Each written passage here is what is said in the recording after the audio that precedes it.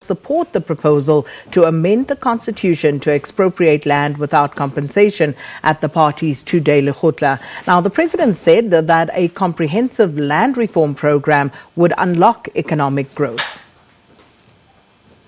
The president made the announcement himself. Is this the Parama Ramaphosa time? I suppose you could call it that. I suppose the elephant in the room for the last 24 years has always been the land question. Yeah. And so I think this announcement comes as a historic event in South African politics and also in the legal circles, because the ANC policy for the recent past has always been that the constitution would remain untouched in the process of resolving the land question.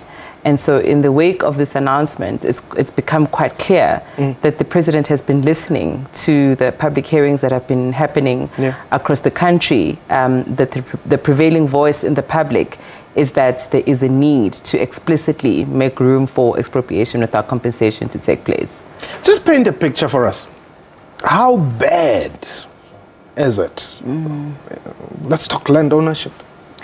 Look, if you trace back the history of land ownership to 1913, and even more so before 1913, it's no secret that the land ownership patterns are the way that they are because of a systematic and it has always been by design. Yes. So the fact that we landed up with 13% of ownership of land in the hands of the black South Africans was not an issue that happened, it didn't fall from the sky. So when you ask the question, how bad is it? We can see that the issue of land ownership has been a direct result of legislation, historical legislation, and also policy from government. And so that is always the place at which we need to begin when we have to talk about restitution or land reform, is that we sit with a legacy from our history that has made it such that we have the majority of the population with the least amount of land ownership. But should we trust the ANC on this one? I mean, this is the party that is currently governing. We don't even know what the land audit says because they have not been able to communicate it. They don't. I mean, should we? Look, I think that's a fair point. In terms of land audits, there are inherent difficulties with finding out the exact true nature of who owns what land and where. And those are not necessarily political, or that we shouldn't be too pessimistic around those issues. And the issue is that with our deeds registry as it is, nothing at the moment enforces or obliges anyone when they buy or they sell land to state what race they are and what gender they are.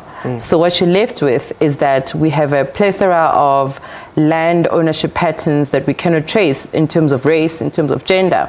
We also have land ownership that also happens outside of individual land ownership. So we have land ownership that sits in trusts and P2I LTDs.